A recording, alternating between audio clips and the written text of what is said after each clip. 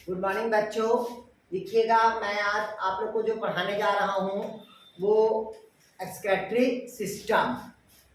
तो ये देखिएगा, ये जो एक्सक्रीटरी सिस्टम होता है इसको मैं आप लोग को पढ़ा दिया था उत्सर्जन तंत्र। क्योंकि जो उत्सर्जन तंत्र होता है इसमें अलग अलग क्या होता है भाई, आर्गन होता है जो शरीर से नाइट्रोजन युक्त उत्सर्जी पदार्थ को क्या करता है, बाहर करता है। कौन सा पदार्थ को कहता है, नाइट्रोजन युक्त उत्सर्जी पदार्थ को। तब हम उसे क्या कहते हैं भाई, उत्सर्जन कहते हैं। अब जो नाइट्रोजन युक्त उत्सर्जी पदार्थ है उसमें तीन ही प्रकार का होता है। पहला अमोनिया होता है जो शरीर के लिए क्या होगा, हानिकारक। दूसरा होता है यूरिक एसिड होगा और तीसरा क्या होता है, यूरिया होगा। तो इसमें जो मनुष्य का मैं पढ़ाया था उसमें पढ़ाया था आप लोग को किडनी पढ़ाया था। किडनी बता दिया था, एक जोड़ी था बोल के, उसमें माइनर कैलिक्स और मेजर कैलिक्स बता दिया था मैं आप लोग को। पिरामिड की संख्या बता दिया था, 12 पिरामिड्स होता है। उसके कितने भाग होता है ये भी बता दिया था, 2 भाग। बाहर का भाग क्या कहलाता है, कॉर्टेक्स, और अंदर का भाग क्या कहलाता है बताया था, मेडुला। ठीक, फिर उसमें एक जोड़ी बता दिया था, मूत्रवाहिनी बताया था, फिर यूरेटर बताया था, यूरिनरी ब्लडर बताया था, और क्या बताया था, यूरेथ्रा बताया था। मेल का क्या होगा, छोटा बताया था, इसका यूरिनरी ब्लडर का, फीमेल का लार्ज बताया था। इसमें से क्वेश्चन नहीं आता।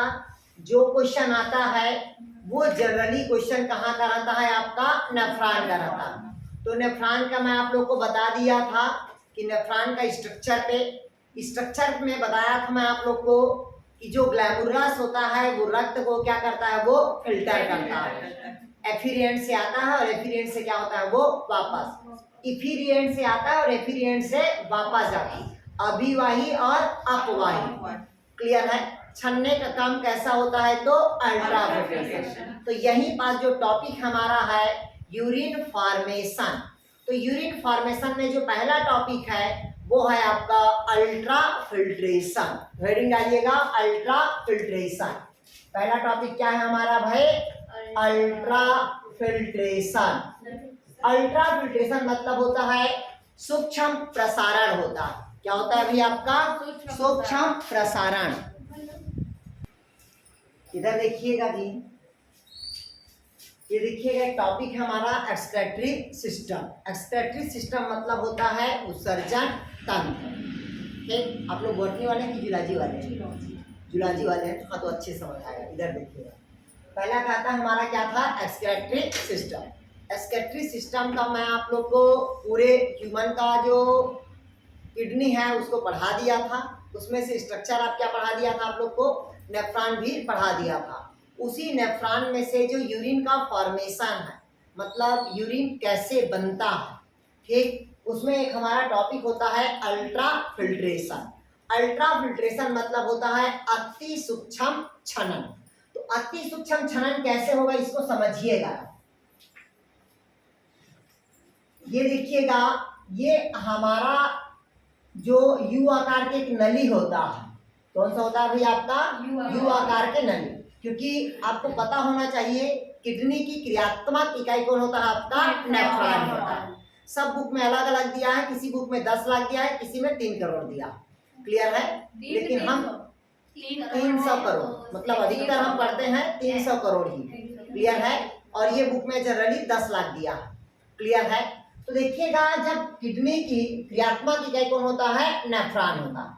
और नेफ्रॉन का एक सिरा प्याले के आकार का दिखाई देता है, जिसे हम क्या कहते हैं भाई, गोमन कैप्सूल कहेंगे। क्या कहेंगे इसको, गोमन कैप्सूल। अब गोमन कैप्सूल के अंदर जो भरा होता है जिसको हम कहते हैं क्या, ग्लैनुलस कहते हैं। क्या कहते हैं, ग्लैनुलस।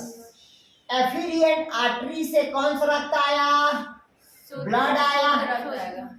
कौन सा आया, ब्लड। कौन सा ब्लड आया, जिस ब्लड में नाइट्रोजन युक्त क्या था, उत्सर्जित पदार्थ था। क्लियर है। इस एफिरिएंट से आया, यहाँ पास क्या होगा, छनेगा। तो यहाँ पास छोटे छोटे क्या होते हैं, छिद्र होते हैं। और उस छिद्र का जो साइज होता है वो 0.1 mm व्यास होता है। कितना होता है भाई आपका, 0.1 mm व्यास। मतलब यहाँ पास छोटे छोटे क्या होंगे, पोर्स होंगे। इसी छोटे छोटे पोर से अब ब्लड क्या करेगा, वो छनेगा।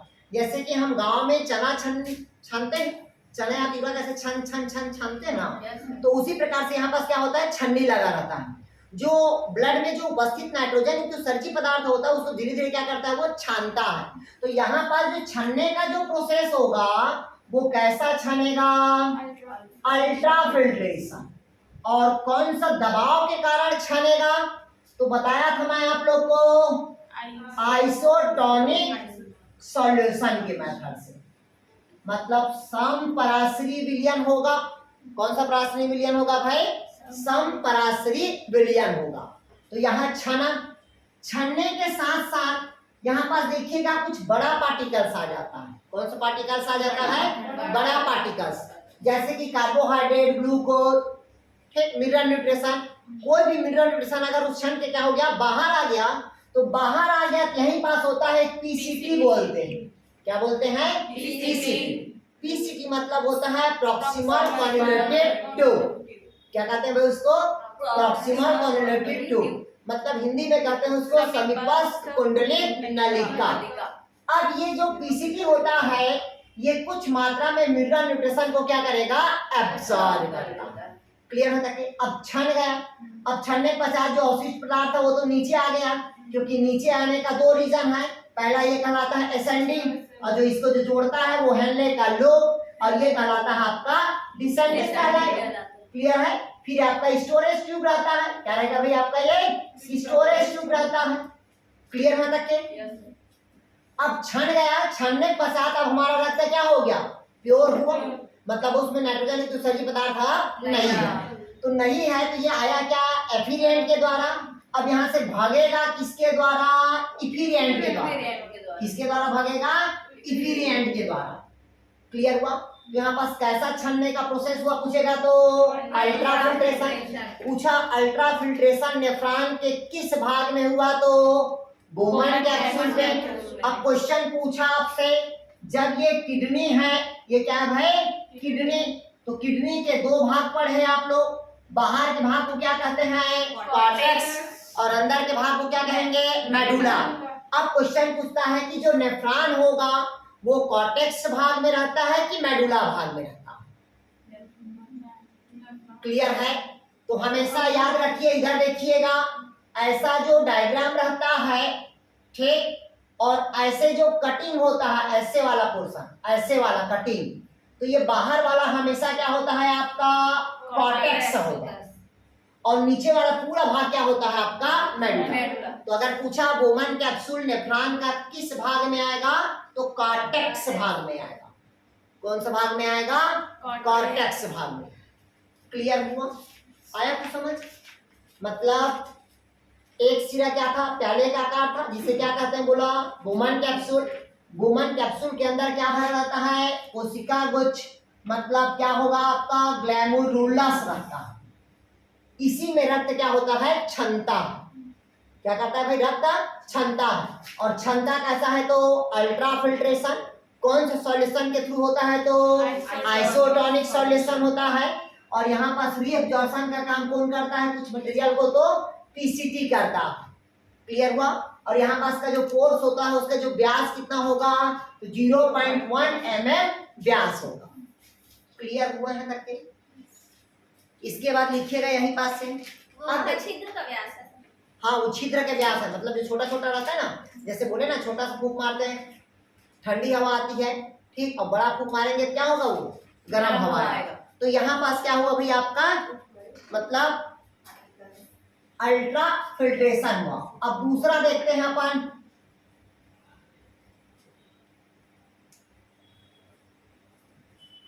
पंखा चालू कर दो, गर्मी।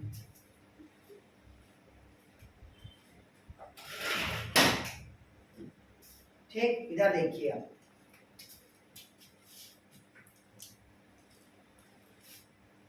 तो क्या क्या लिखना है इधर समझिएगा। यहाँ अब क्वेश्चन पूछा आपसे,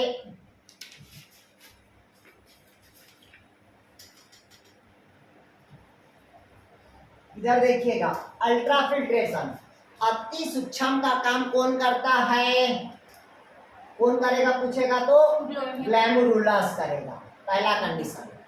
अल्ट्रा फिल्ट्रेशन नेफ्रॉन के किस भाग में होता है तो बोमन कैप्सूल के अंदर। इसके अंदर होगा भाई नेफ्रॉन के बोमन कैप्सूल के अंदर, पहला भाग। क्लियर हुआ था कि ग्लैमरुलस में हुआ, किसके भाग होता है नेफ्रॉन के बोमन कैप्सूल। अल्ट्रा फिल्ट्रेशन जो हो रहा है बोमन कैप्सूल वो किडनी के किस भाग के अंतर्गत आएगा, कॉर्टेक्स भाग पे आएगा। किस टाइप का सॉल्यूशन होता है तो आइसोटोनिक सॉल्यूशन होगा।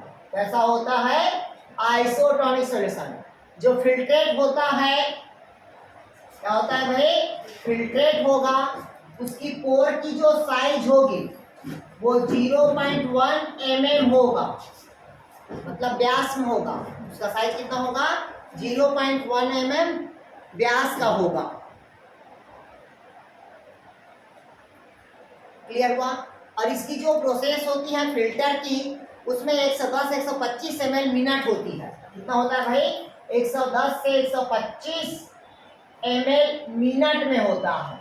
जो छन्ने का काम करता है ना, 110 से क्या होता है 125 ml मिनट, मतलब 1 मिनट में 110 ml क्या होता है वो छनता है। किसके ऊपर डिपेंड करता है वो, तो वो वाटर लेवल के ऊपर डिपेंड करता है। किसके ऊपर डिपेंड करता है वो, हाँ ml है, ml बोलते हैं जिसको, ठीक है, मिलीलीटर। ध्यान समझिएगा।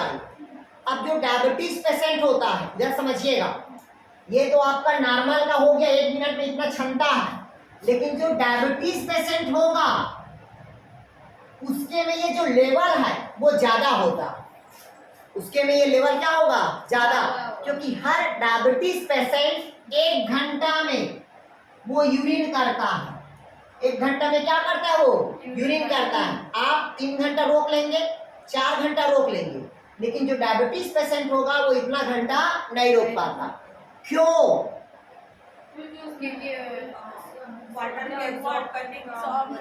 एब्जॉर्ब नहीं कर पाता। कौन सा भाग में, गुड, कौन भाग में, डीसीटी भाग में। क्योंकि यहाँ पास मैं आप लोग को बताया था हार्मोन्स होता है जो उसको क्या करता है, कंट्रोल करता है और एब्जॉर्प्शन करता है। कौन सा हार्मोन बताया था मैं, एडीएच। इसको क्या कहते हैं अपन, एंटी डाययूरेटिक हार्मोन, या उसी को कहते हैं वैसोप्रेसिन। क्लियर है। इस कारण वहां पास क्या होता है, एब्जॉर्प्शन की क्रिया नहीं होती, लेकिन आपके शरीर और हमारे शरीर में क्या होता है, एडीएच की क्रिया होती। पहला कंडीशन यहाँ तक के क्लियर, यहाँ तक के, यहाँ तक के। अब जो यूरिन होगा जो छन के, अब छन के आया कहाँ भाई, आपका असेंडिंग भाग में, मतलब पीसीटी में तो क्या किया, उसका एब्जॉर्प्शन किया। अब धीरे धीरे छन के कहाँ आएगा वो, असेंडिंग भाग में। तो पहला क्या हुआ हमारा, अल्ट्रा फिल्ट्रेशन, मतलब अति सूक्ष्म छन। केवल एक क्वेश्चन बनता है कि शरीर में अल्ट्रा फिल्ट्रेशन की क्रिया कहाँ होती है, तो नेफ्रॉन का कहाँ होती है, बोमन कैप्सूल के अंदर। किसके पास होता है तो ग्लैमरुलस के पास। कितना छिद्र रहता है, तो 0.1 mm का क्या होता है, व्यास होता है। कितने मिनट प्रति ml से फिल्टर होता है, तो 110 से 125 ml नॉर्मल व्यक्ति का। डायबिटीज का है तो 125 से क्या होगा, उसका ज्यादा होगा। क्यों, क्योंकि उसके शरीर में एडीएच कंट्रोल करने वाला नहीं होगा। आया समझ यहाँ तक। दूसरा लिखिएगा आप, रीएब्जॉर्प्शन। चलिए लिखिएगा रीएब्जॉर्प्शन।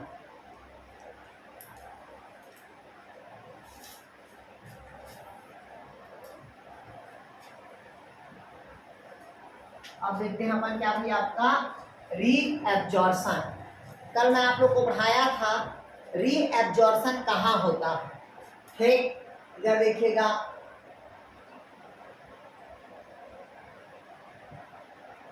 रीएब्जॉर्प्शन। रीएब्जॉर्प्शन मतलब होता है पुनः अवशोषण। किसका अवशोषण करता है भाई, पुनः अवशोषण। और आपको पता होना चाहिए कि फिल्ट्रेशन का काम बोमन कैप्सूल करता है और रीएब्जॉर्प्शन का काम कौन करता है, तो आपका पीसीटी करता है। क्योंकि भाई ये हमारा किडनी का नेफ्रॉन है।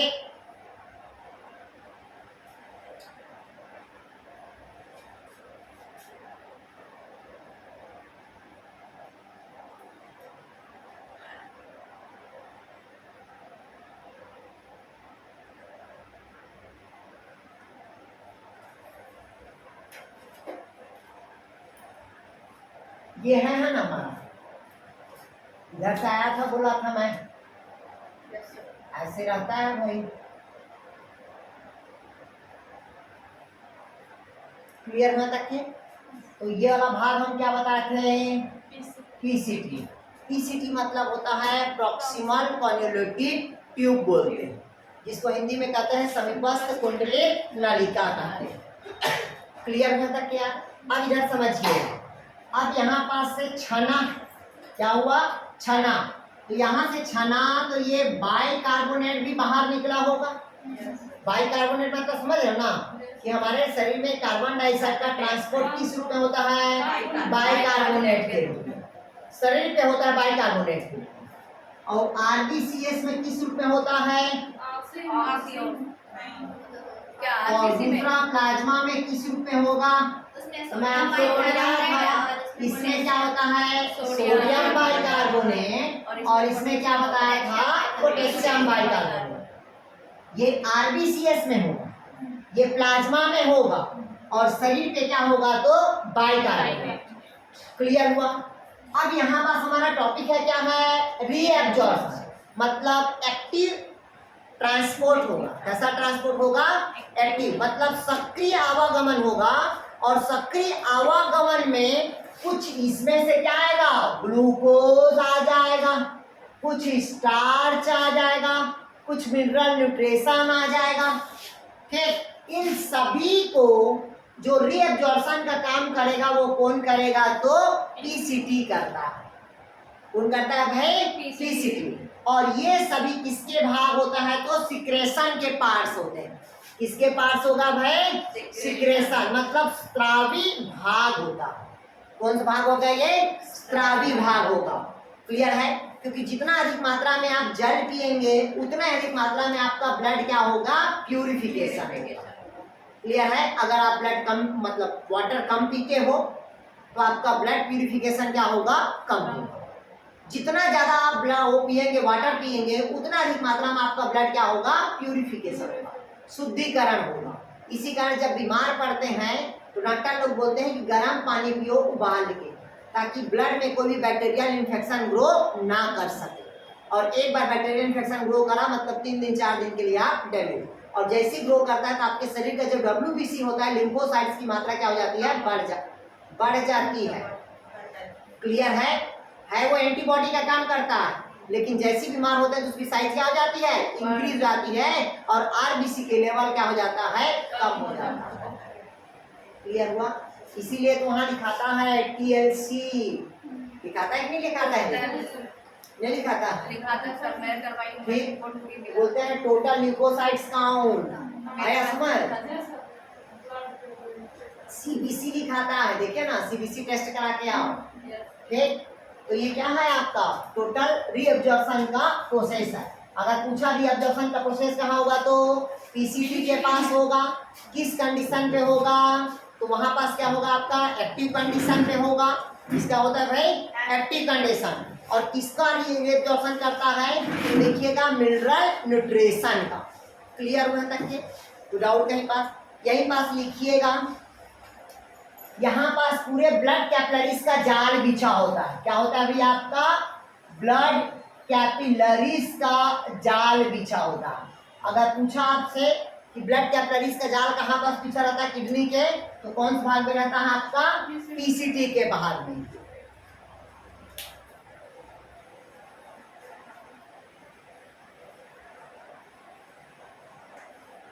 अब इधर देखिएगा, इधर समझिएगा।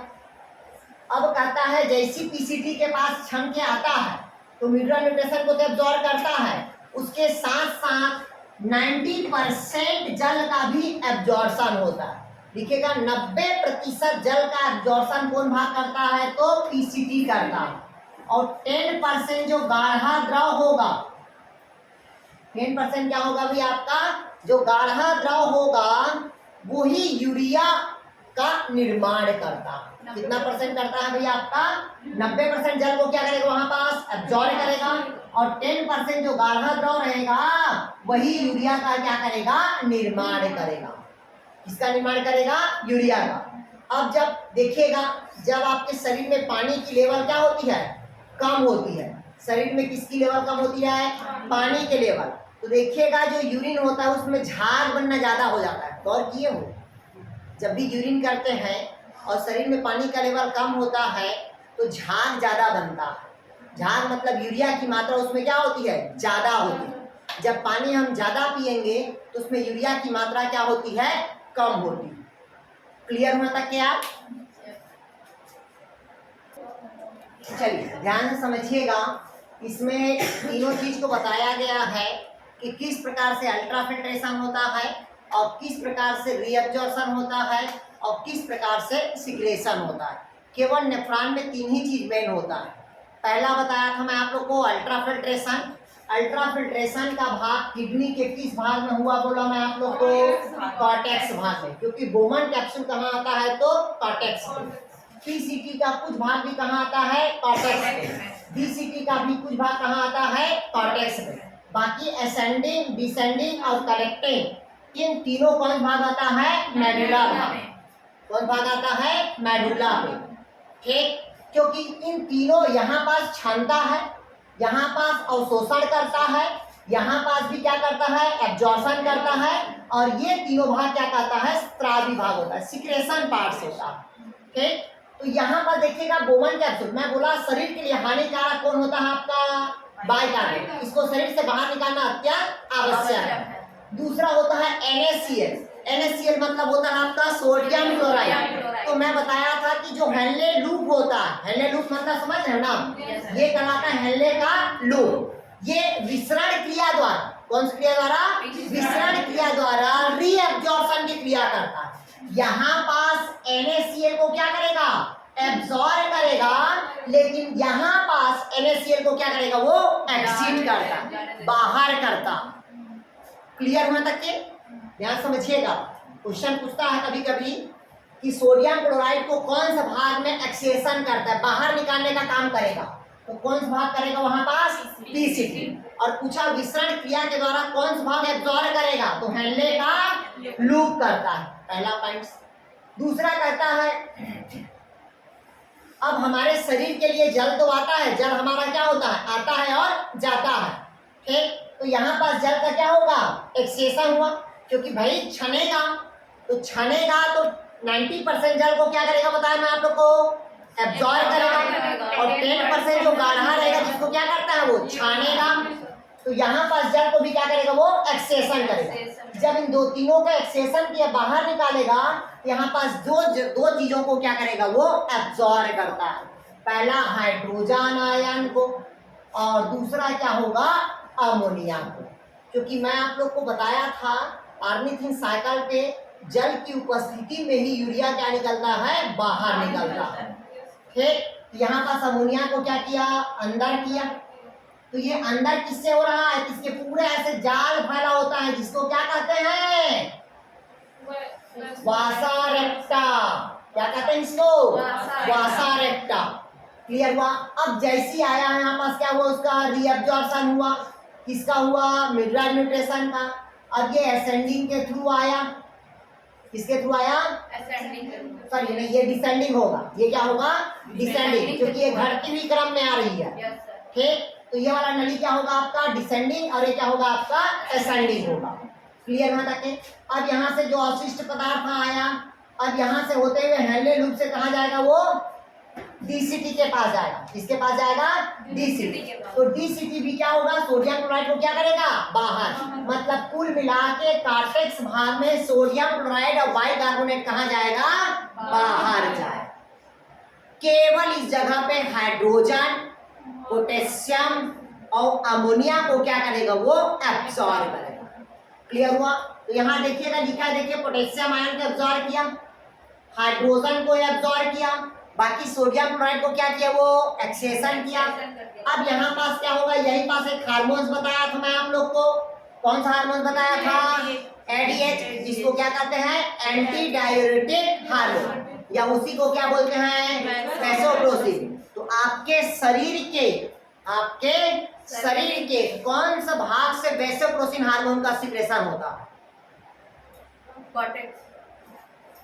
कौन सा भाग से होगा आपके शरीर के, क्या आप सवाल पूछ रहे हैं? गधो, मैं बोला एडीएच जो होता है एंटी डाययूरेटिक हार्मोन का स्राव कौन सा ग्लैंड से होता है, अरे गधो, पिट्यूटरी ग्लैंड के ये होता है अग्रभाग और ये होता है पश्च भाग। तो पश्च भाग से दो नहीं बताया हूं मैं यार, पहला ऑक्सीटोसिन और दूसरा वैसोप्रेसिन। तो वो कौन सा भाग से सिक्रेशन होता है, पश्च भाग से। इसका काम होता है, यहाँ पास क्या करता है, वो जल को कंट्रोल करता है, नियंत्रण करने का काम करता है। अगर यहाँ पास एडीएच कंट्रोल नहीं करेगा डीसीटी को तो एक बीमारी हो जाएगा। वो कौन सी बीमारी है, डाययूरेसिस, जिसको कहते हैं मूत्र लता।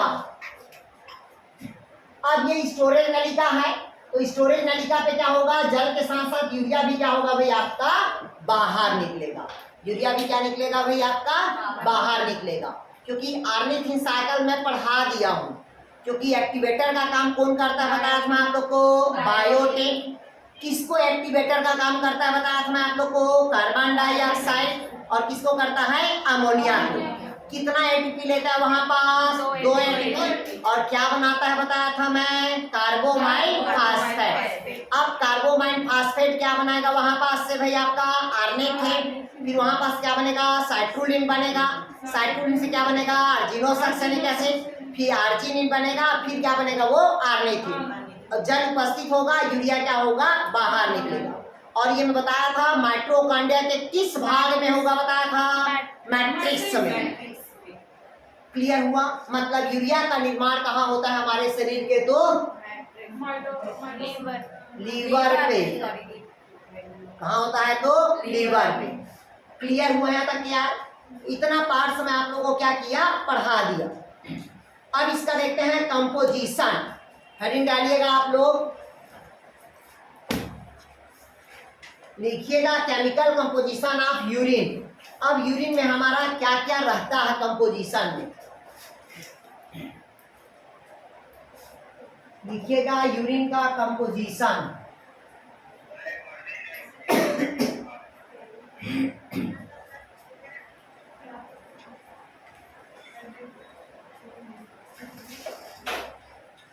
लिखिएगा कंपोजिशन ऑफ यूरिन।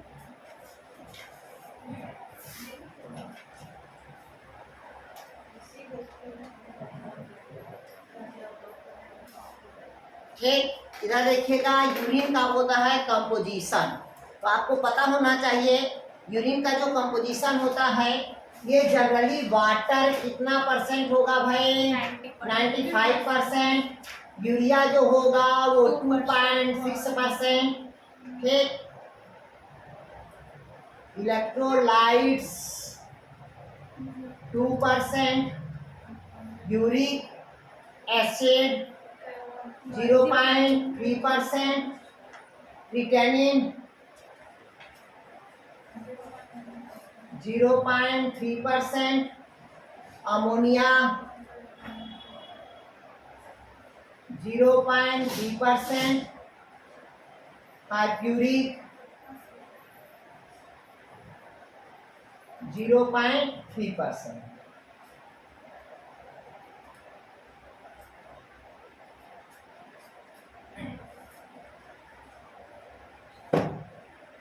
अब इधर समझिएगा, इधर देखिएगा, अब कहता है यूरिन कंपोजिशन।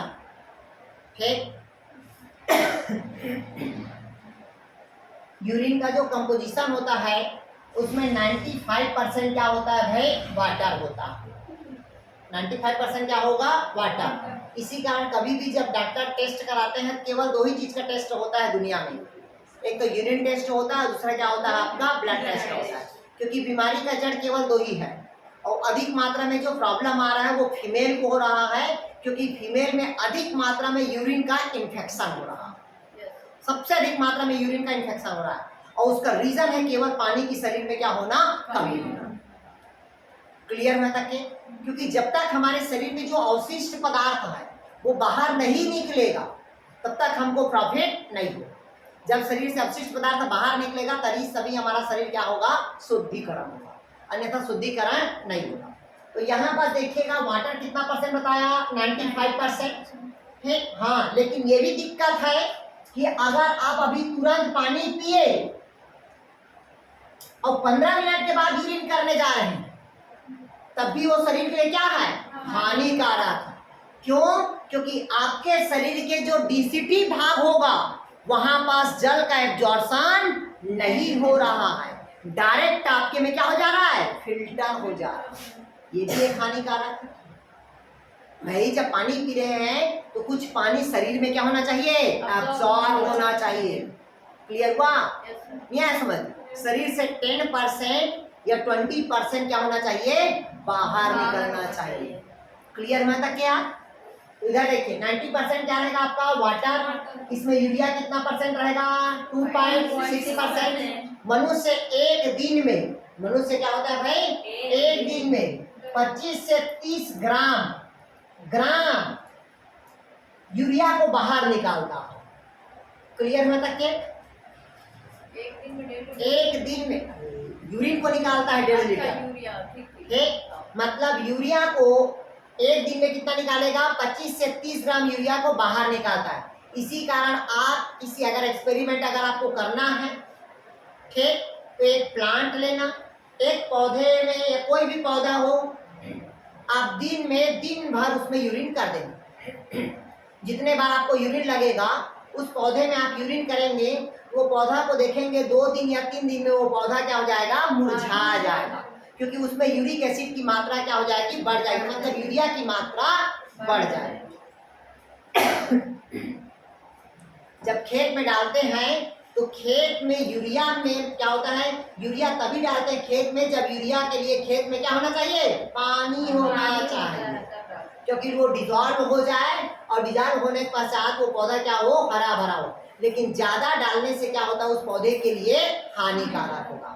तो इसी कारण कहते हैं कि मनुष्य के मूत्र पे, यूरिन पे यूरिया की मात्रा है, और यूरिया की मात्रा होने के साथ साथ मनुष्य के शरीर में एक हार्मोन्स पाया जाता है जो प्लांट संबंधित हार्मोन्स है। वो कौन सा हार्मोन्स है, जो प्लांट की ग्रोथ के लिए होता है, प्लांट ग्रोथ रेगुलेटर हार्मोन्स बोलते हैं, जिसको मनुष्य के यूरिन से प्राप्त किया गया है, वो है केवल ऑक्सिन हार्मोन्स होता है। क्लियर हुआ? जिसको नेचुरल हार्मोन्स कहा जाता है। क्लियर हुआ? केंद्रीय घास में तो देखा था, ठीक, आगे समझ, वो छोड़ दो, 4,000 मिनट देखा था उसको। तो यूरिया कितना परसेंट होता है, 2.6%। मनुष्य एक दिन में कितना यूरिया निकालता है, 25 से 30 ग्राम। अब करता है इलेक्ट्रोलाइट्स, क्या कहता है भाई, इलेक्ट्रोलाइट्स कितना परसेंट होता है, 2%। मतलब कुछ मात्रा में क्या होता है, उसमें मिनरल न्यूट्रिशन होता है। देखिएगा इसी का देखिएगा डायबिटीज पेशेंट में क्या होता है, शुगर चींटी आता है, देखते हैं जहाँ पास वो यूरिन करेगा वहाँ पास चींटी आता है। क्यों? क्योंकि वहाँ पास क्रिएटिन की मात्रा और इलेक्ट्रोलाइट्स की मात्रा क्या होती है, ज्यादा होती है। इस कारण चींटी वहाँ पास क्या हो जाता है, झूम जाता है।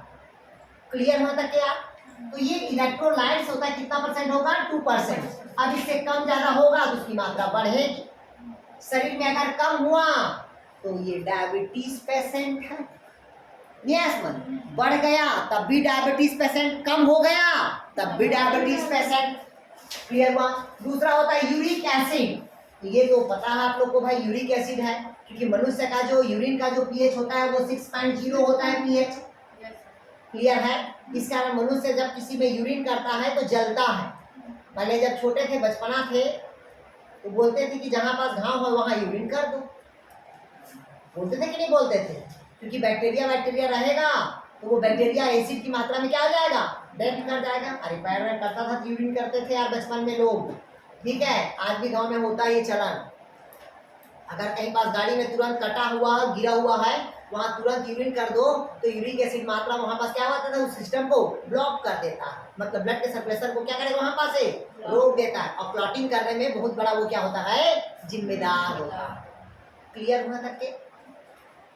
तो यूरिक एसिड कितना होगा भाई? 0.3% होगा।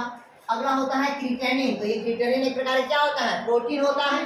क्रिटेनिन एक प्रकार क्या होता है? प्रोटीन। तो यहाँ पास कितना होता है? ये 0.3% होगा। फिर अगला होता है अमोनिया। इसको शरीर से बाहर निकालना क्या होता है? अत्यंत आवश्यक है। तो ये कितना होगा? 0.3%। और ये क्या है भी आपका? हिपोयूरिक एसिड है। मतलब ये भी एसिड की क्या है? एक प्रकार के प्रकार है। तो इस प्रकार से मनुष्य एक दिन में 1 से 1.5 लीटर क्या करता है भी आपका? यूरिन को वो बाहर निकालता है। इस कारण मनुष्य कहता है कि 3 लीटर क्या पीना चाहिए? पानी पीना चाहिए। ठीक, वो भी किसके आधार पर? शरीर के आधार पर। ठीक, जैसे मिनिमम होता है 3 लीटर, उसके ऊपर आप ज्यादा पानी भी पीना शरीर के लिए क्या होता है? हानिकारक है। ठीक, मतलब 3 से 3.5 लीटर शरीर के लिए क्या होता है? लाभदायक होता है। जिसमें 1.5 लीटर हम क्या करते हैं? बाहर निकालते हैं और 1.5 लीटर हमारे शरीर के लिए होता है। और हमारे शरीर के किसके लिए होता है? तो वो प्रोटोप्लाज्म के लिए, क्योंकि प्रोटोप्लाज्म में उसके कारण क्या होगा? गति होगा। क्लियर हुआ था क्या? तो डाउट कहीं पास? तो इसमें से क्या याद रखना है कि मनुष्य एक दिन में कितना ग्राम यूरिया निकालेगा? 25 से 30 ग्राम। ये काम का है यहाँ तक के।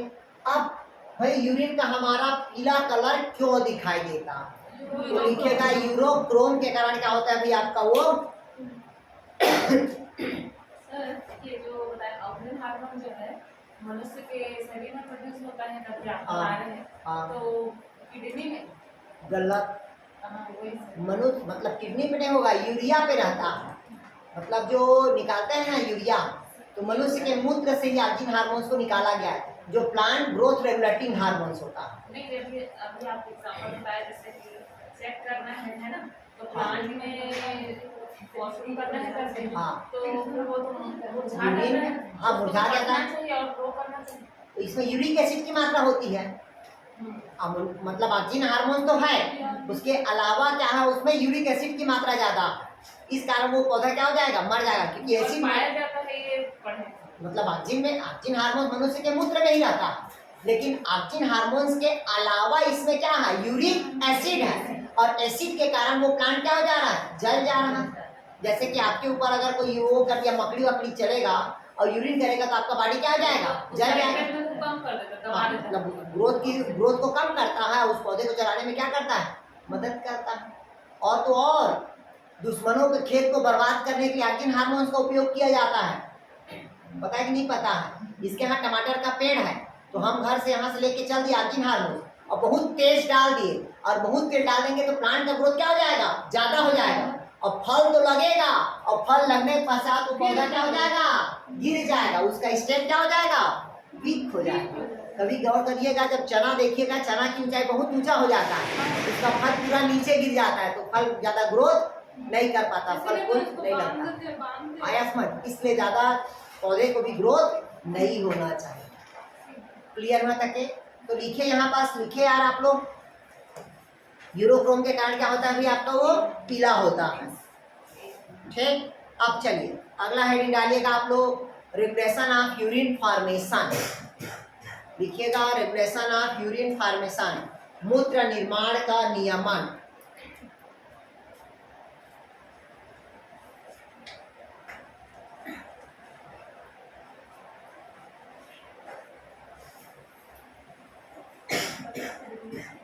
लिखिएगा मूत्र निर्माण का नियमन, मतलब कहता है यूरिन मतलब रेगुलेशन ऑफ यूरिन फॉर्मेशन।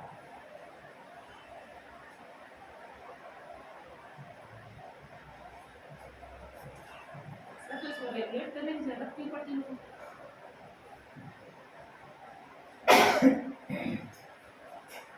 बिना रेगुलेशन का कैसे मूवमेंट होगा भाई? भाई भाई कोई भी चीज संग्रहित है उसको बाहर निकालना जरूरी है ना। तो भाई नहीं निकालोगे तो क्या होगा? बीमारी होगा ना। आप अवशिष्ट पदार्थ को, लेटरिन को आप आधा घंटा के लिए वो करके रख दो, संग्रहित करके रख दो, वो वहीं पास क्या हो जाएगा? सड़ जाएगा, और सड़ने के पश्चात आपके बॉडी में क्या बनाएगा? गैस बनाएगा वो, और गैस बनाने के बाद क्या होगा? इतना ज़्यादा एसिडिटी बढ़ जाएगा आपको कि आपको उसको शरीर से बाहर निकालना क्या होगा? आवश्यक हो जाएगा। तो शरीर के लिए कोई भी जो अवशिष्ट पदार्थ होता है वो शरीर में क्या होगा? हानिकारक होगा। ठीक, इसलिए शरीर से उसको बाहर निकालना क्या होता है, आवश्यक होता है। क्लियर हुआ। अब कहता है रेगुलेशन, मतलब नियमन ऑफ यूरिन फॉर्मेशन। तो इसको जो रेगुलेशन करता है, जो कंट्रोल करने का काम करता है, वो कौन होता है? पहला पॉइंट लिखेगा हार्मोनल, लिखेगा हार्मोनल नियमन। पहला लिखेगा हार्मोनल नियमन।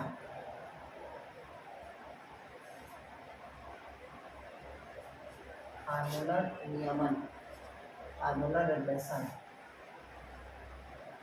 इधर समझिएगा, अगर आपसे पूछा यूरिन फॉर्मेशन को रेगुलेशन करने के लिए कौन से दो हार्मोन जिम्मेदार होता है, तो पहला हार्मोन होता है आपका एडीएच। एडीएच मतलब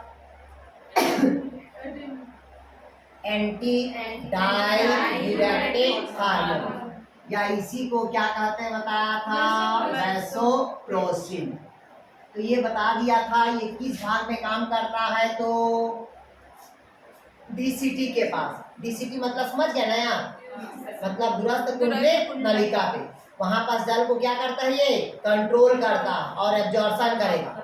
अगर ये डीसीटी को कंट्रोल नहीं करेगा तो हमारे को एक बीमारी हो जाएगा, बोले थे, जिसको हम क्या कहते हैं, मूत्रलता। जो डायबिटीज पेशेंट को होता है, यूरिन करके आएगा, देखना कभी उसके पैंट को 2-4 गुण टपका ही रहता है, ठीक। ये समझ, जैसे कि हंस रहे हो यार आप लोग, क्यों बता रहे हो उसको, ठीक। यूरिन करने का भी इसीलिए देखिएगा, जब यूरिन का टेस्ट होता है, किसका होता है, यूरिन का टेस्ट। तो यूरिन का टेस्ट ऐसे होता है, इधर देख लो, ठीक। अगर यहाँ से जब यूरिन कर रहा है तो यूरिन का प्रेशर ऐसा रहता है, क्लियर हुआ। फिर जब यूरिन का प्रेशर धीरे धीरे क्या होता है, डाउन आता है, और यही सही यूरिन का फॉर्मेशन है, और ये सही यूरिन करने का क्या है, वो रेगुलेट है। अगर इस प्रकार के यूरिन हो रहा है आपके शरीर में तो वो सही है, आया समझ। अगर यही यूरिन ऐसे बढ़ा, फिर ऐसे ऊपर जा रहा है, फिर ऊपर जा रहा है, फिर डाउन हो गया, फिर डाउन या, मतलब आपका शरीर का तबीयत खराब है, आया समझ। यूरिन का रेगुलेशन यही होता है कि यूरिन ऐसे सीधे जाके वो डाउन कैटेगरी पे आ, नहीं आया समझ, ये लगता है। अरे बच्चे लोग को देखना है यार, यूरिन टेस्ट करवाते हैं तो यही सबको देखते हैं यूरिन टेस्ट पे, क्लियर है। तो डायबिटीज पेशेंट का क्या होता है, ऐसे यूरिन करेंगे ऐसे टपकता है, ऐसे होता है हम लोग का यूरिन, ऐसे होता है, क्लियर है। पूरे पैंट में छींटा मारता देखिए, क्लियर है। तो ये यूरिन का क्या होता है अभी आपका रेगुलेशन होगा, क्लियर होने तक के। तो पहला कंट्रोल करने का काम करता है, कौन करता है, तो एडीएच, जिसको हम क्या कहते हैं, एंटी डाययूरेटिक हार्मोन। और दूसरा हार्मोन का नाम लिखिएगा मिनरेलोकार्टिकायन, दूसरा लिखिएगा मिनरेलोकार्टिकायन हार्मोन। अब पहला तो समझ आ गया था, ये पहला पिट्यूटरी ग्लैंड से निकलता है, पहला कहाँ से निकलेगा, पिट्यूटरी ग्लैंड से। और दूसरा कहाँ से निकलेगा, मिनरेलोकार्टिकायन हार्मोन, कहाँ से, गुड। पहला कहाँ से निकलेगा, ये एड्रिनल ग्लैंड से, क्योंकि एड्रिनल ग्लैंड से 4 हार्मोन्स निकलता है, पता है कि नहीं पता। पहला मिनरेलोकार्टिकायन, दूसरा ग्लूकोकार्टिकायन, तीसरा कार्टिसोल, और चौथा होता है सेक्स हार्मोन्स, ठीक। ये 4 हार्मोन्स निकलता है, ठीक। पहला क्या बताया, कार्टिसोल, दूसरा क्या बताया, ग्लूकोकार्टिकायन, तीसरा क्या बताया, मिनरेलोकार्टिकायन, और चौथा क्या बताया, सेक्स हार्मोन्स। तो जो कार्टिसोन होता है, जब किडनी ट्रांसप्लांट होता है तो कार्टिसोन का इंजेक्शन लगता है। जब शरीर पे मिनरल न्यूट्रिशन की कमी होती है तो उसके लिए जिम्मेदार कौन होता है, मिनरेलोकार्टिकायन हार्मोन्स। इसी कारण डायबिटीज पेशेंट को, जब डायबिटीज पेशेंट होता है तो उसका जो मिनरल न्यूट्रिशन होता है वो यूरिन के थ्रू कहाँ निकल जाता है, बाहर निकल जाता है। तो हर जो डायबिटीज पेशेंट होता है उसको 2 घंटा में कुछ ना कुछ खाते रहना चाहिए, क्लियर है। डायबिटीज पेशेंट को हर 2 घंटा में कुछ ना कुछ क्या होना चाहिए, खाते रहना चाहिए। हाँ सारे प्रोटीन वाले, सारे डायबिटीज पेशेंट हुए। नहीं, एक केस देखी जैसे कि वो रिपोर्ट हुआ ना, डॉक्टर खुद ऐसे बोलते हैं कि इसमें प्रोटीन रिलीज हो रहा है कभी, जैसे कि कुछ नया। हाँ तो प्रोटीन रिलीज होता है ना यार, मिनरलों का हाँ डायबिटीज पेशेंट का होता ही है। इसी कारण तो उसको शरीर में वीकनेस आता है यार। हाँ। इसी कारण तो हर 2 घंटा में खाना खाने के लिए बोलते हैं हम लोग को, सैंपल के लिए बुला करते हैं। ठीक, मतलब हर 2 घंटा में होता है यार। क्लियर होना तक क्या? ठीक, तो कितने हार्मोन्स होगा जो कंट्रोल करेगा यूरिन फॉर्मेशन को? बोला तो 2 हार्मोन्स। पहला कौन सा होगा? एडीएच, और दूसरा कौन होगा? मिनरलोकार्टिकाइन। क्लियर हुआ यहाँ तक के? चलिए अब दूसरा तीसरा लिखेगा एल्डोस्टेरॉन। तीसरा एक और हार्मोन्स लिखेगा एल्डोस्टेरॉन। हाँ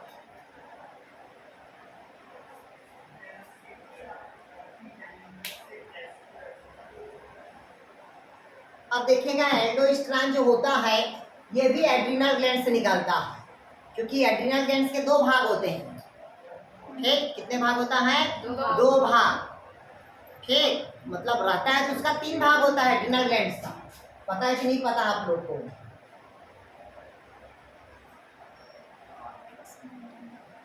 ठीक, इसके 3 भाग होता है। ठीक, जोना पेलिसेटा, जोना रेटिकुलेटा और जोना फैसिकुलेटा, 3 होता है यहाँ से। एग्जैक्ट याद नहीं आ रहा है लेकिन यही 3 होता है। जोना रेटिकुलेटा, जोना फैसिकुलेटा और जोना रोडिएटा, ऐसे 3 होता है। ठीक, जोना ग्लैंडुलेसा ऐसे 3 होता है। एग्जैक्ट याद नहीं आ रहा है। इन्हीं तीनों से अलग अलग हार्मोन का स्राव होगा, तो जिसमें से एक कौन होगा? आपका एल्डोस्टेरॉन होता। तो लिखिए एल्डोस्टेरॉन हार्मोन का काम या मूत्र में मतलब यूरिन में सोडियम, पोटेशियम, क्लोरीन, किसका कहता है भैया? आपका सोडियम, पोटेशियम, क्लोरीन और बाइकार्बोनेट के उत्सर्जन, अवशोषण मतलब एक्सक्रेटन पे और एब्जॉर्प्शन की क्रिया में भाग लेता है। ध्यान समझिएगा, एल्डोस्टेरॉन किससे निकलता है? एड्रिनल ग्लैंड से निकलने वाला दूसरा हार्मोन्स है जो शरीर पे सोडियम, पोटेशियम, बाइकार्बोनेट और क्लोरीन का उत्सर्जन करता है। इसके अलावा उसको अवशोषण करता है, एब्जॉर्प्शन करता है। दोनों काम करता है। हाँ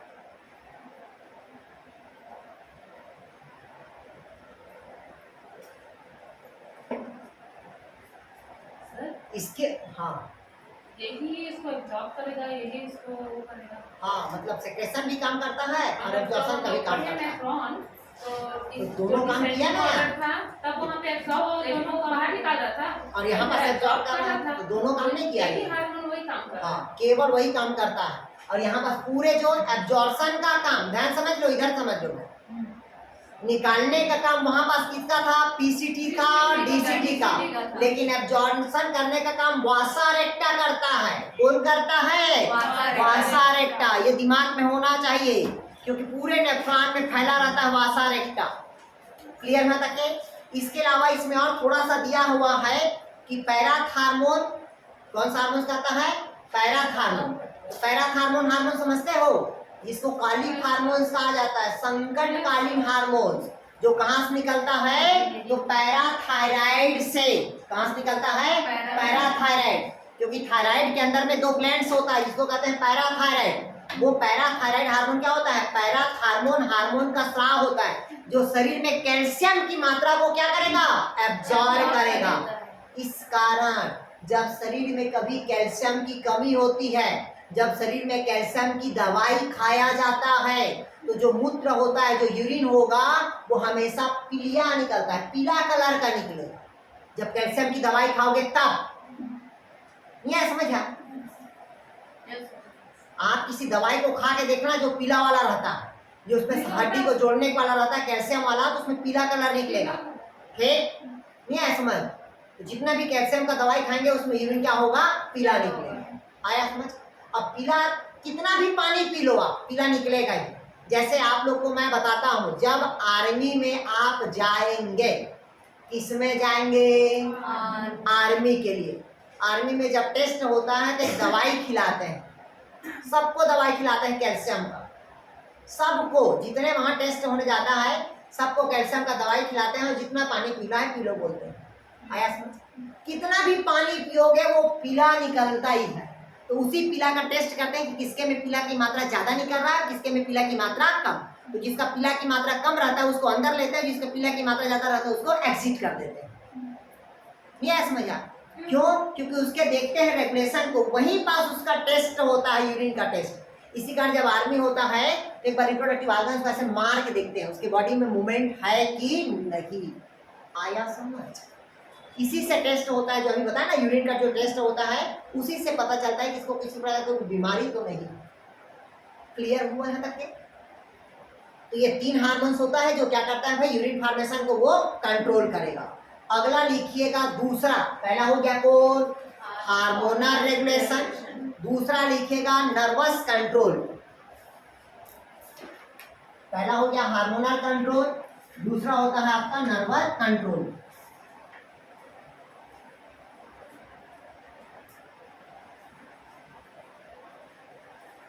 न्यूरॉन्स बोलते हैं उसी को, या नर्वस।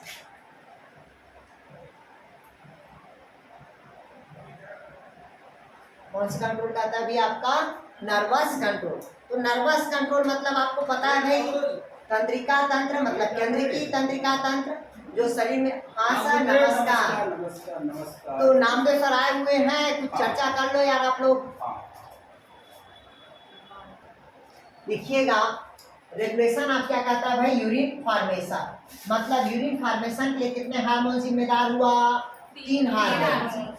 पहला बताया था क्या? एडीएच।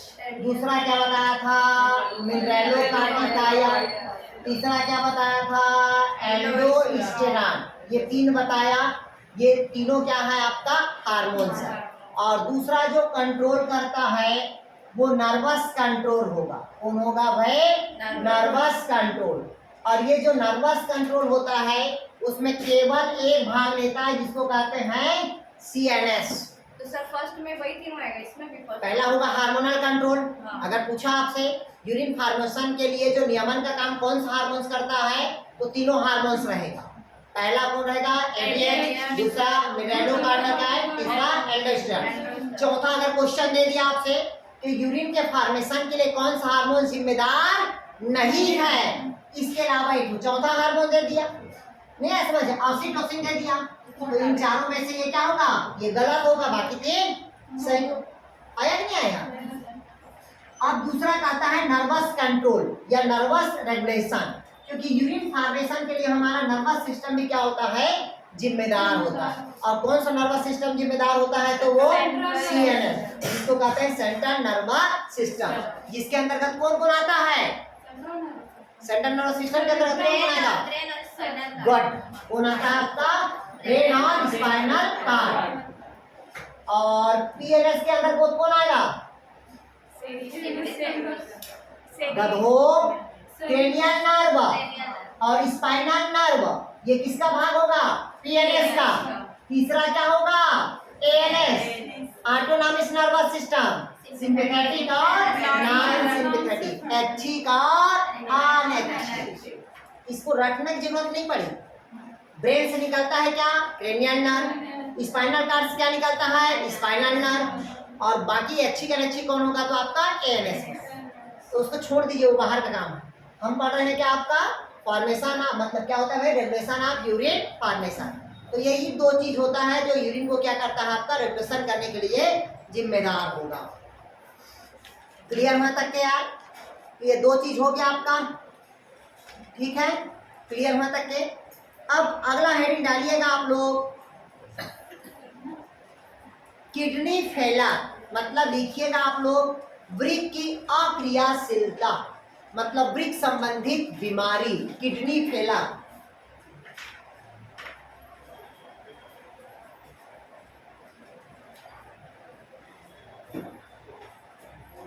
लिखिए आप लोग किडनी फेलर।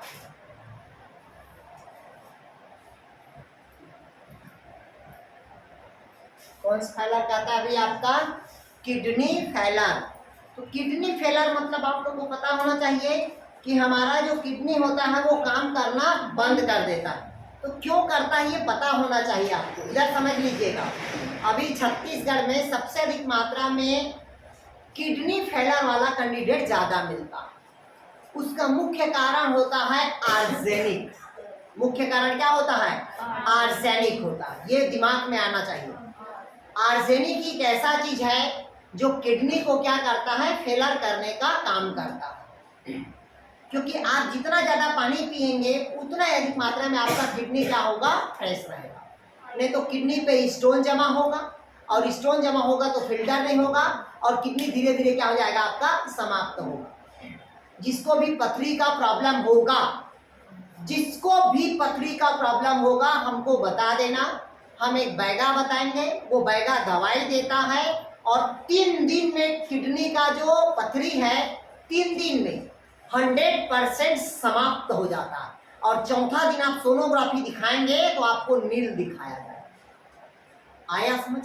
100%। हमारी मिसेज को थी, हमारी मिसेज को थी, और आज उसका देखिएगा पथरी एकदम 0 हो गया। और ये है आपका कमरधा के पास है एक बैगा है, जिन्होंने जड़ी बूटी देता है। एक थोड़ा सा जड़ी बूटी देगा इतना सारा, और इतना बड़ा 10 लीटर वाले मटका में उसको डालना रहता है, पूरे पानी भरना रहता है, और उसको दिन भर औटाना रहता है। औटने पश्चात थोड़ा सा बचेगा 100 ग्राम या 200 ग्राम, तो उसी को छान के पीना। आया? ये चीज होगा ठीक, लेकिन 100% ठीक कर देगा। ये कवर्धा के पास है, कवर्धा के पास। हम उसका नंबर व्हाट्सएप में इसमें डाल देंगे ग्रुप में, ठीक। पाइल्स के लिए तो नीलगिरी है यार। नीलगिरी में पानी गर्म हुआ लो, और नीलगिरी में खुला बैठ जाओ, ठीक। इधर देखिएगा, अब कहता है हमारा टॉपिक क्या क्या रहा है भाई? आपका किडनी फेल। मतलब किडनी फेल होने का कारण क्या बताया मैं आप लोग को? आर्सेनिक बताया। और शरीर में पानी की क्या होना? कमी होना, पहला कंडीशन। अब इसमें से पहला बीमारी होता है ग्लाइकोसूरिया। पहला लिखिएगा ग्लाइकोसूरिया। पहला लिखिएगा ग्लाइकोसूरिया।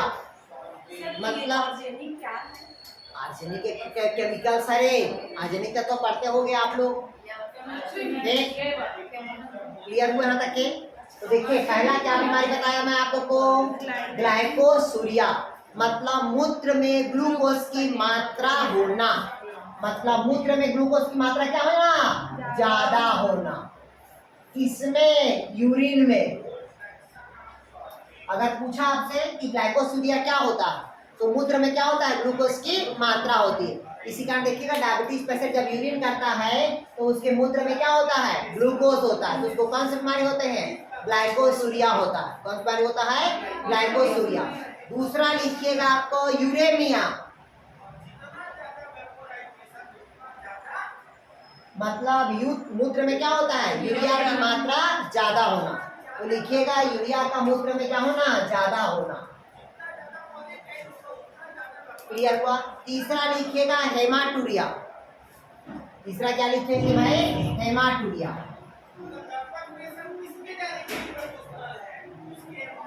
लिखिएगा हेमाटूरिया।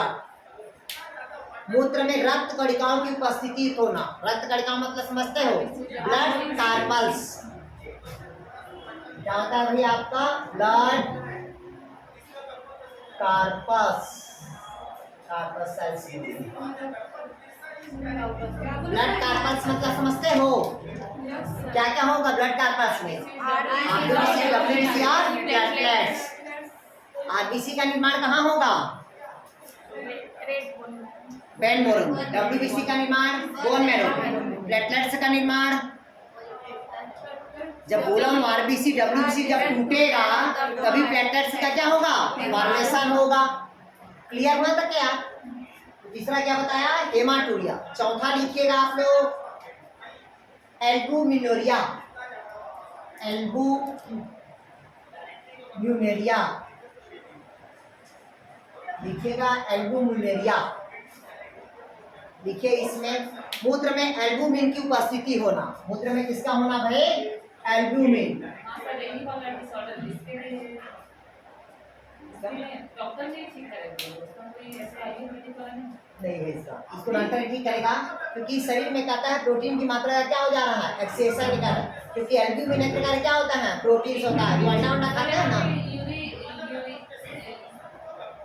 डिपार्टमेंट वाला ऐसा तो नहीं मतलब क्या होता है, एल्बुमिनेरिया एक प्रकार के प्रोटीन है जिससे शरीर से एल्बुमिन क्या हो जाता है, बाहर निकल जाता है। ठीक, अगला लिखिएगा हीमोग्लोबिनूरिया। हीमोग्लोबिनूरिया लिखिएगा, हीमोग्लोबिनूरिया मतलब मूत्र में क्या होता है, हीमोग्लोबिन की मात्रा आ जाती है। किसकी मात्रा आती है? हीमोग्लोबिन का, Hb का।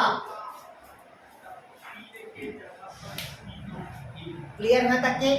तो ये क्या होता है भाई, ये किडनी फेलर होने का काम है, मतलब इसमें किडनी क्या होता है, फेल हो जाता है। इसी कारण ये सब की मात्रा ज्यादा निकलने लगता है, तो उसका किडनी क्या हो गया, फेल हो गया, तो उसको क्या कराना पड़ता है, डायलिसिस कराना पड़ता है। और डायलिसिस कराने के लिए पूरे शरीर का प्रोसेस तो हुआ, 3 से 4 घंटा में हुआ।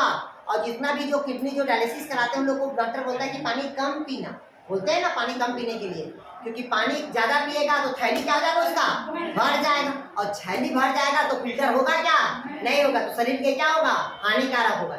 इस कारण डॉक्टर बोलते हैं उन लोग को कम पानी पीने के लिए बोलता है। और हर 3 दिन में क्या होता है, डायलिसिस कराना पड़ता है। इसलिए ज्यादा गोली दवाई भी खाना शरीर के लिए हानिकारक है। और सबसे अधिक मात्रा में जो किडनी को दूसरा इफेक्ट करता है वो दर्द भरी टैबलेट खाना। सब जब शरीर में दर्द रहता है कहीं पास, तो हम दर्द का क्या खाते हैं, टैबलेट खाते हैं, वो शरीर के लिए ज्यादा हानिकारक है। इसलिए कहते हैं कि शरीर दर्द है तो टैबलेट का उपयोग मत करो। आपको लगता है छोटा सा टैबलेट है, खा लेंगे, ठीक, लेकिन उसका गलत इफेक्ट पड़ता है किसमें, किडनी पे। क्लियर हुआ? तीसरा लिखिएगा पथरी। तीसरा क्या लिखेंगे, पथरी। पथरी, पथरी लिखिए आप, जिसको कहते हैं लिखिएगा कैल्शियम ऑक्सलेट या ऑक्सलेट या यूरिक एसिड ऑक्सीलेट, ऑक्सीलेट या क्या बोलते हैं उसको, ऑक्सीलेट का जमा होगा, यूरिक एसिड का जमा होगा, जिसके कारण क्या होता है, रीनल में क्या होता है, रीनल पेल्विस में जम जाता है। किसी का यूरिनरी ब्लडर में जुट जाता है, किसी का यूरिनरी ब्लडर में रहता है, किसी के गाल ब्लडर में होता है। अलग अलग जगह पे पथरी का क्या होता है, जमा होता है। लेकिन सबसे अधिक मात्रा में जो प्रॉब्लम करता है वो यूरिनरी ब्लडर में करता है। जब यूरिनरी ब्लडर में उस सिस्टम को रोक देता है तो पूरे यूरिन क्या हो जाता है, भर जाता है। अगला लिखिएगा रीनल टीबी, ये काम का नहीं है, ठीक। वृक्क पतन, तो रीनल फेलर हो गया। बस इतना ही है यार आपका, ठीक। अब अगला जो टॉपिक डालेंगे वो डालिए आप लोग डायलिसिस। लिखिएगा डायलिसिस, जिसको कहते हैं हीमोडायलिसिस।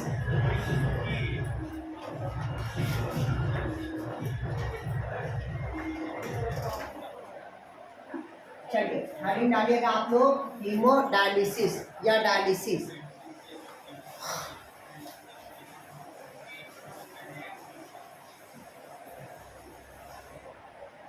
इसका डायग्राम बना दूं क्या?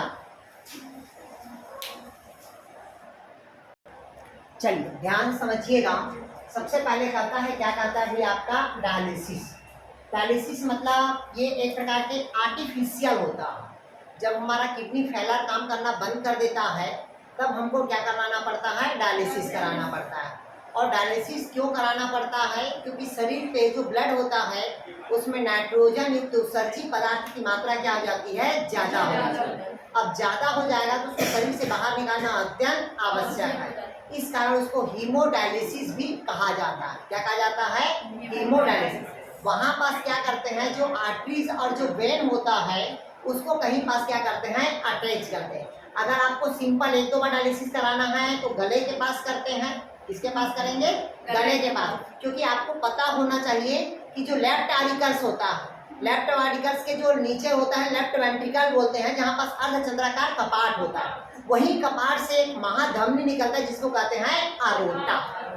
क्या कहते हैं? अरोटा। क्योंकि वो शुद्धिकरण वाला रहता है, रहता है कि नहीं रहता है? तो उससे और एक होता है सिरा होता है, दोनों को आपस में एक दूसरे से क्या करते हैं? कनेक्ट। वहां से देखिएगा दो पाइप निकला रहता है, गौर करिएगा, जिसके रहता है एक आर्टरी से निकला रहता है, दूसरा क्या निकला रहता है? वेन से निकला रहता है यहाँ पर। और नहीं तो यहाँ पर जब करते हैं तो आर्टरीज और वेन के दोनों पाइप को आपस में क्या करते हैं? यहाँ पास अटैच कर देते हैं, जोड़ दिया जाता है और शरीर के अंदर उसको इंड्यूस किया जाता है वो पाइप। क्लियर है? और इसी कारण लोग जब आर्टरीज और वेन को छू के देखेंगे, आर्टरीज को यहाँ पास एकदम कठोर रहता है, एकदम ठोस रहता है आर्टरी। अभी भी छू के देखेंगे, यहाँ पर देखिएगा आर्टरी ऐसे कट कर रहा होगा, देखिए एकदम कट कर रहा होगा ना, तो वो क्या है? आर्टरीज है, वो कठोर रहता है वहाँ पर। और वेन हमेशा क्या रहता है? सॉफ्ट रहता है। क्या हो गया? क्लियर हुआ है तक के? अब हमारा जो टॉपिक है वो क्या है? अभी आपका डायलिसिस है। कैसे काम करता है इसको समझिएगा। तो ये हमारा देखिएगा, ये हाथ और यहाँ पास आर्टरीज है, ये ऊपर वाला क्या है? आर्टरीज है, नीचे वाला क्या है? आपका वेन है। तो लिखा है देखिए, ये आर्टरीज गया, ये ब्लड पंप करता है। ब्लड पंप मतलब समझ रहे हो? जैसे हार्ट हमारा क्या काम करता है? पंप करता है। तो उसी प्रकार से यहाँ पास क्या रहता है? पंप मशीन लगा रहता है। पंप मशीन करने का देखिएगा आर्टियल प्रेशर, मतलब जो भी प्रेशर होता है वो ऊपर से आता है, और ऊपर से प्रेशर देने के पश्चात अब हम इसमें क्या करते हैं? इंजेक्शन लगाते हैं। किसका इंजेक्शन लगाते हैं? वो पाइप के थ्रू। तो आपको अलग से एक तो बॉटल लगा रहता है, देखिए वहां पर बॉटल अलग से लगा रहता है, जिसमें हिपेरिन रहता है। क्या रहता है? हिपेरिन। क्योंकि ये बॉटल में आ रहा है और बॉटल में आएगा तो ब्लड का क्या हो जाएगा? क्लॉटिंग हो जाएगा। तो क्लॉटिंग ना हो बोल के उसमें क्या डालते हैं? हिपेरिन डाला जाता है। क्या डाला जाता है? हिपेरिन। अभी जो आप ब्लड डोनेट करते हो ना, तो ब्लड डोनेट करते हैं तो उसमें हिपेरिन को क्या करते हैं? अलग कर लेते हैं। प्लाज्मा को क्या कर लेते हैं? अलग कर लेते हैं। सीरम को क्या कर लेते हैं? अलग कर लेते हैं। फाइब्रोनिजन को क्या कर लेते हैं? अलग कर देते हैं। अब केवल बचा क्या? पानी। नहीं समझा? इतने लोग ब्लड डोनेट करते हैं, सब चीज को क्या करते हैं? अलग अलग फिल्टर करते हैं। क्लियर होने तक के? तो ये इंजेक्शन क्या हुआ अभी आपका? हिपेरिन डालेगा। और यहाँ पास क्या होता है? आपका छलने का काम होगा। और छलने का काम कौन करता है? तो डायलिसर करता है। कौन करता है अभी आपका? डायलिसर। हाँ यस सर। ठीक, तो ये क्या काम होता है भाई? डायलिसर यूज करता है। ठीक, तो जब डायलिसर यहाँ पास क्या होता है? छलना लगा होता है, जो छानने का क्या करता है अभी आपका? कार्य करता है। और छानने के साथ साथ देखिएगा ऊपर में एक और मशीन लगा रहता है, जहाँ पास लिखा है फ्रेश डायलिसिस। अब मेन जो फिल्टर हो रहा है जो डायलिसिस का, वो यहाँ से छानते हुए कहाँ आएगा? यहाँ पास आएगा। एक बार यहाँ छना, छानने के पश्चात यहाँ छनेगा। अब छनने के पश्चात जो अवशिष्ट पदार्थ होगा वो इस जार में क्या होगा? आपका संग्रहित होगा। तो इस जार पे नाइट्रोजन तो क्या रहेगा? आपका उत्सर्जित पदार्थ रहेगा। मतलब इसमें केवल एक ही याद रखना कि डायलिसिस मतलब क्या होता है? हीमोडायलिसिस होगा, जो किडनी फेलर काम करना बंद कर देता है, तो ब्लड का क्या करता है? ये प्यूरिफिकेशन करता है, बाकी और कुछ काम नहीं है। ठीक है, इसको किसने दिया था? तो लिखिएगा आप लोग, ग्राहम ने दिया था। किसने दिया था? तो ग्राहम ने। ठीक, और किडनी जब ट्रांसप्लांट करते हैं तो मैं आप लोग को बताया था किसका इंजेक्शन लगते हैं भाई? आप लोग का कार्टिसोन का इंजेक्शन लगाया जाता है। ये क्वेश्चन को कभी कभी पूछता है। अब कल आप लोग का जो टॉपिक स्टार्ट होगा वो टॉपिक आप लोग का लोकोमोशन एंड मूवमेंट होगा, प्रचलन एवं गति।